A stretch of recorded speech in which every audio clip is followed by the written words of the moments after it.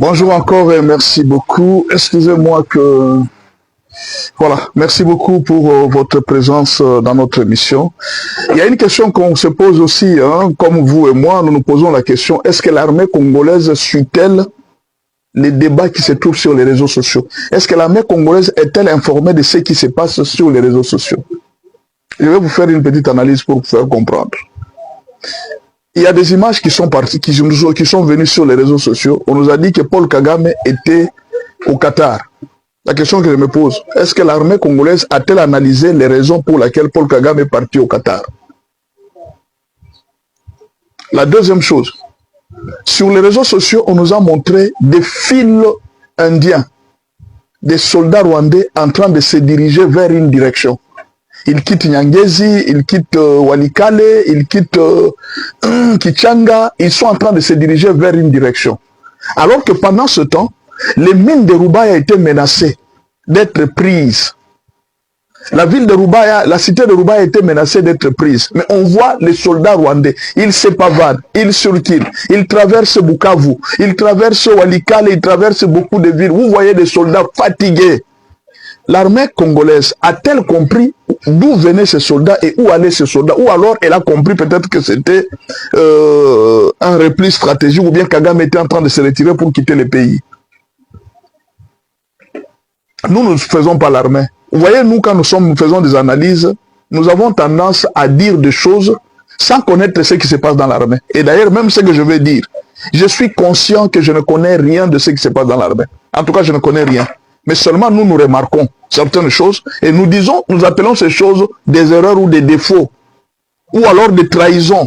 Mais seulement, nous ne savons pas, nous n'avons pas la maîtrise sur l'armée. Voilà pourquoi nous nous disons. C'est-à-dire, tout ce que je vais dire ici, ce sont des paroles de quelqu'un qui n'a aucune expérience sur l'armée. Alors vous allez m'excuser la façon dont je vais parler parce que je n'ai pas assez d'expérience sur l'armée. Mais il y a des choses qu'on peut quand même se dire. L'anticipation. Quand vous voyez des soldats en train de se diriger vers une direction, vous ne pouvez pas comprendre que ces soldats sont en train d'aller renforcer vers Roubaïa. On ne peut pas comprendre ça. Quand on voit Kagame quitter, il quitte le Rwanda, il va au Qatar. On ne peut pas comprendre que Kagame est peut-être parti renforcer, peut-être financièrement. Il est parti demander des finances pour qu'il continue à faire descendre les minéraux de quoi? Les coltans au Qatar. Est-ce qu'on ne peut pas comprendre ça? Peut-être nous on a compris seulement que non, il est affaibli et tout ça. Bon, je ne sais pas quelle lecture l'armée congolaise était en train de faire. On nous informe toujours dans les réseaux sociaux. C'est la question que je me pose. Est-ce que l'armée congolaise est-elle aussi sur les réseaux sociaux? A-t-elle aussi un compte sur les réseaux sociaux pour suivre ce qui s'est dit sur les réseaux sociaux? Vous allez remarquer que si un jour vous injuriez le président de la République, là vous allez vous rendre compte que l'armée est sur les réseaux. La police est là. Si vous parlez mal d'une autorité, là vous vous rendrez compte que la police est là. Non, tout le monde a suivi. Mais s'il faut dire parfois certaines choses, nous devons être aussi sûrs que l'armée nous a écoutés. Les Ouazalendou étaient à 4 km de Roubaïa. Ils étaient prêts à entrer dans Roubaïa. Ils ne demandaient qu'une seule chose. Nous avons besoin du secours aérien. En tout cas, pour le moment, on a besoin du secours aérien. Parce que l'armée rwandaise est en train de se renforcer à Roubaïa. Ben bon, on n'a vu aucune réaction. On s'est dit, mais peut-être que c'est la politique.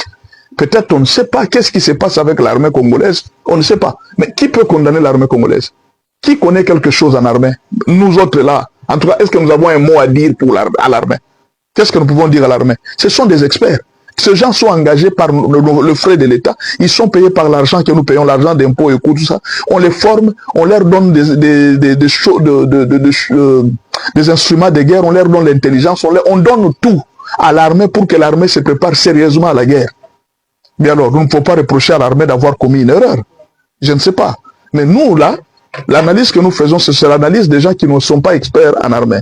Peut-être que l'armée a tenté d'amener des drones à Roubaïa et ça n'a pas réussi, on ne sait pas. Maintenant, la question qu'on va se poser, est-ce que les drones qui ont été dernièrement bombardés à Roubaïa étaient-elles les drones de l'armée ou les drones du Rwanda? On ne sait pas. Parce que si c'était les drones de l'armée, pourquoi quand les Ouazalendou ont été à 4 km, l'armée n'a pas renforcé? Parce que pendant que les drones travaillent avec l'espace aérien, il est en train de contrôler l'espace aérien, les drones... Avant d'envoyer les drones, on est en train de voir les mouvements des troupes. On connaît que les mouvements des troupes se trouvent à tel endroit, à tel endroit. Maintenant, pendant que les réseaux sociaux sont en train de publier les mouvements des troupes, pourquoi les drones ne peuvent pas suivre les mouvements des troupes et les arrêter? Pourquoi attendre que quand ces gens se renforcent, c'est alors qu'on envoie maintenant des drones pour agir? Pourquoi avant même? Pourquoi il n'y a pas eu anticipation? Ce qui se passe à Roubaïa, c'est une grande école de la guerre. Et nous avons peut-être un déficit d'anticipation. Mais bon, ne condamnons pas l'armée parce que nous ne sommes pas experts. C'est pourquoi je vous ai dit, ne prenez pas ce commentaire comme, ou bien cette analyse comme une analyse d'un expert. Non, je ne suis pas un expert en armée. L'armée seule pour ce pourquoi elle envoie des drones à telle période ou à telle période. L'armée sait. Parce qu'il faut reconnaître aussi que si nous disons que l'armée congolaise est faible, mais pourquoi alors les rebelles n'ont pas pu aujourd'hui avancer, quitter Ouvira et tout ça? Pourquoi? C'est que l'armée quelque part continue à se défendre. Nous ne pouvons pas dire de mauvaises choses sur notre armée alors que nous avons vu des résultats. Nous ne pouvons pas dire. Quand l'armée bombarde ou bien envoie des drones, ce n'est pas nous qui envoyons l'armée. Eux-mêmes, ils savent quand est-ce qu'ils envoient des drones et quand est-ce qu'ils n'envoient pas. Mais seulement nous voudrions que la guerre se termine comme nous le voulons. C'est ça le grand problème. Nous voulons que la guerre se termine à notre manière, à notre façon à nous. Moi, je vous demande de faire confiance à l'armée. Nous allons récupérer Roubaïa, nous allons récupérer tout ce qui se passe, mais continuez à faire confiance à l'armée. Parce que nous avons vu des résultats. Nous avons vu ce que l'armée est en train de faire. Alors, tout ce que nous demandons à l'armée, c'est de veiller à ce que cette avancée de Roubaïa puisse nous aider à récupérer Roubaïa et à récupérer Goma en même temps. Parce que si nous récupérons Roubaïa, nous allons prendre la force du Rwanda et même de l'AFCM 23. Ce n'est pas pour rien que Kagame a laissé même d'autres villes.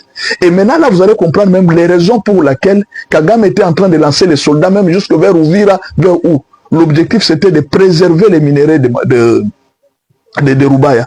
Vous allez comprendre pourquoi Kagame était en train de rêver de prendre les Massissi, de prendre Goma. Son objectif à lui, c'était juste de préserver les minéraux de Roubaïa. Donc pour Kagame, c'est quelqu'un qui voudrait peut-être que le président Félix Tshisekedi lui dise, bon, monsieur Kagame, c'est bon, qu'est-ce qu'on va faire? Tu livres Kabila, tu livres Nanga, tu livres, mais nous te laissons les minéraux de Roubaïa. Kagame est prêt même à ça. C'est-à-dire Kagame, pour lui, la guerre, c'est les minéraux de Roubaïa. Il y a même quelqu'un qui a dit, non mais pourquoi la RDC ne libère pas les grandes villes? Non, les grandes villes de Kagame, ce n'est pas Goma, ce n'est pas Bukavu, ce n'est pas... Ça, ce sont des endroits où il a mis, juste pour protéger les minéraux de Roubaïa. Donc c'est juste un garde-fou pour les minéraux de Roubaïa. Goma, Bukavu, tout ce qu'il était en train de faire, c'était juste un garde-fou pour protéger les minéraux de Roubaïa.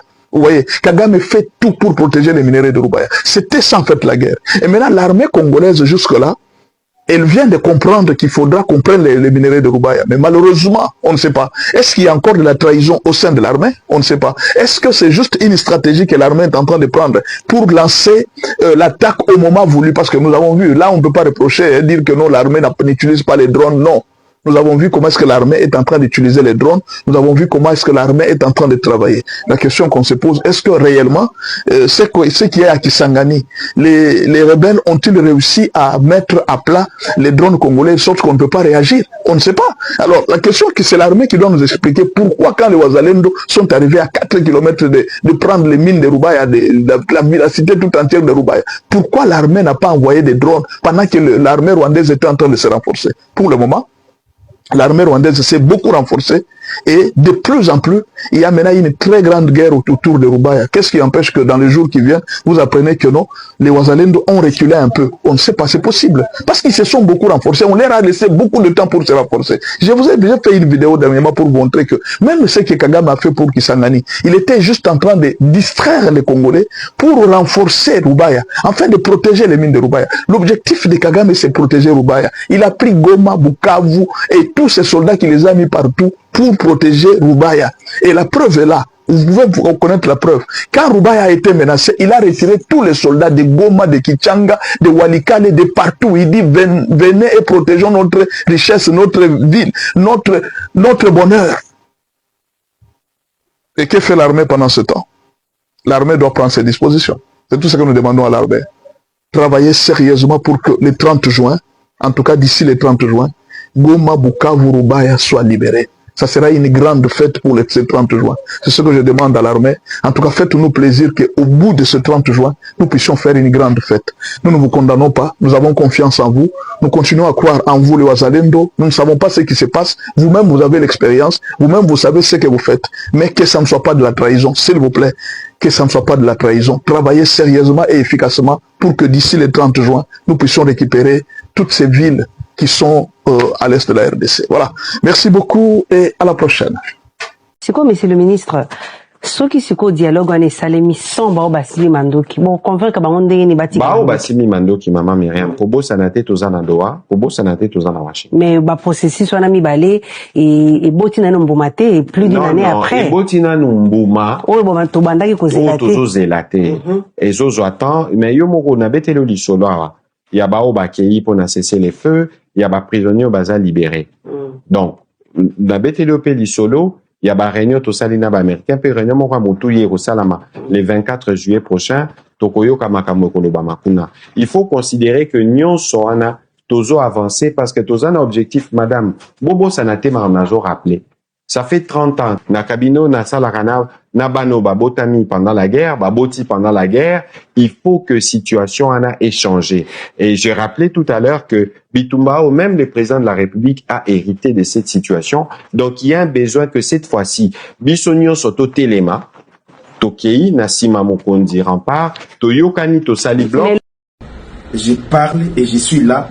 Nanga Bertrand Bisimwa, vous tous Rwanda, vous Kagame, vous êtes des criminels et à mauvais goût. Chers familles, maintenant à l'heure où je vous parle, nous sommes sûrs que si c'est le 21, si c'est le 22, je ne sais pas, juillet. Goma, Bokende, que vous visitez Place Wana, plus de 10 000 forces communes. Kakatindo, Kamunzeze, Kabaya Kona Romangabo, Bazo Kunda Bajene, Basoda Nabiso Nyoso tout bon Bakutana, Bakundi Bango Neti Bata, Batie 10 personnes Bakundi Ango, Mutuna Bango ne pessing information, Alembi, Mote Mane, Lembi, Alobi, Nangaza vrai, Yo Kum, Zame Pesanga Makasi. Polo Nikaka Mwanzete na Barabara, Babengo libérateur. Vous les Rwandais, qui est au Congo, vous vous appelez les Congolais. Je vous préviens. N'allez nanga bazala ki matabolobio, tu es devenu tribal, tribalisme wana de beau côté depuis le 19, le 21 plutôt juillet. Na changé mentalité nanga. Na mawa uruma nilikuwa nayo, je ne suis plus là. Ça se matin na commentaire zenyu, ça se maka message zenyu, mais je vous préviens, tout a malizana, tout a bâti 10 000 forces, plus de 10 000 forces communes. Ce qui comptait à Kamunzenze et Kakatindo, la prison centrale à Munzenze. Bazo Kunda Bajen Neti, donc Bazo Kanga, ceux qui Bakangio, Batike 7 jours sans manger, ni boire au kofi, Bakundi, ceux qui bossent 10 Bakundi bino placement.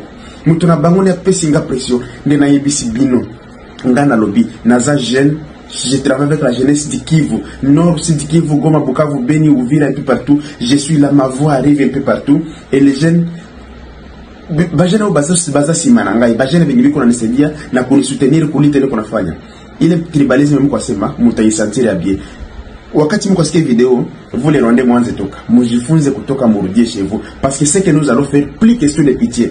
Je dis bien kama ni tribalisme kama ni massacre nyingine itakuwa itafanyika nous allons vous itabamaliza nyie bot parce que nanga nani anafanya nanga iko atakuwa diaspora mtinde ule bon nani munabi kufasi gani visite ngana kwa prison centrale la Munzenze visite ngana kwaka no Kakatindo batu wangana ngiaka hapana parce que ma force commune bamealisha pale banamaliza ba jeune yetu hapa uwaji gouvernement na biso bo pesa wale wazalendo ministre ba drone za bosi la Mungu wengu hii asira mnapandisha a partir ya leo mlikuwa panda kuleve yangu wandea gilete pale na aski dano nona semaka bingali vya chini. Je vais vous montrer qui je suis. Le vrai Congolais, moi, na silika asira, na mawaji mko nafanya pour chez nous les Congo, chez nous les Congolais. Vous tuez la jeunesse, vous Congolais, apana. Nanga, tu es criminel. Bertrand Bisimwa, vous tous là, et les Rwandais, vous êtes des criminels. Et Congo, haiko yenyu. Na hakuna siku tutachangana kana nyie tena mashenzi. Sawa. Wakati yetu ni tunasirika rasmi. Mutaki hii Rwanda. Tutavuka pale, tutavuka ile Rwanda, tutavuka. Tutavuka pale tuone kama kuna force ya kutosha. Et vous les généraux corrompus, mko naanza funga bagarre tulikuwa na réclamer amani mubeni. Tutakufa mbaya, tutaisha omo tuishe mais Congo, i drapeau, a tout ay décevoir, tout ay pigania, tokobunda pona drapeau pona vela miso Congo jusqu'à la mort. Je ne suis pas payé par qui que ce soit. J'ai fait tout ce que j'ai fait, je le fais seul. Gouvernement n'a pas kangate, je le fais parce que j'ai mon pays et suis prêt à mourir à cause de ce drapeau. Je suis prêt à mourir à cause de mon pays. mabele nanga Congo na ko protéger yango ceux qui na réseaux sociaux ceux qui s'irtéré to ko sala ngo to zanga pongi pona massacre bo sala chebiso boko kutana na biso sasa hii baraka hii tribalisme kwa sema mutayona mzuri sasa tumechoka. C'était d'abord pour lui présenter mes remerciements et lui dire toute ma gratitude, ma reconnaissance pour la confiance qu'il a placée en ma petite personne, et ensuite recevoir de lui des instructions et des orientations. Le président m'a dit que je dois être ferme parce que les gens sont mal habitués, les sociétés principales sont mal habituées à rouler les Congolais, à contourner la loi.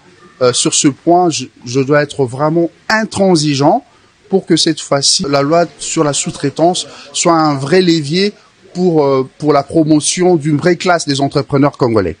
Au moment venu, je veux lui présenter une feuille de route claire, parce que je viens juste de prendre mes fonctions et le temps pour moi de faire l'état des lieux et de comprendre l'entité, de la maîtriser.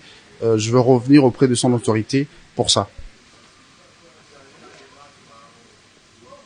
Et nous saluons la convocation par le président de la République de ce dialogue national et inclusif, mais nous espérons encore que ce dialogue rencontre les attentes du peuple, que ce ne soient pas les acteurs politiques tels que nous le voyons à travers les différents médias qui soient mis en avant, mais le peuple congolais réellement. Puisque nous avons constaté que dans notre histoire politique, et même dans notre histoire politique récente, ce sont souvent les salons politiques qui ont une prééminence sur l'intérêt du plus grand nombre. Mais nous sommes désormais instruits, nous sommes éveillés et nous exigeons aussi, cela irait dans le sens de notre contribution à ce dialogue national qui se doit d'être inclusif.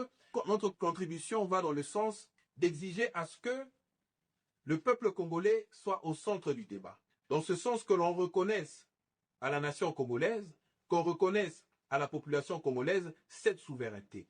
Que les salons politiques seuls ne dictent pas la marche de notre pays.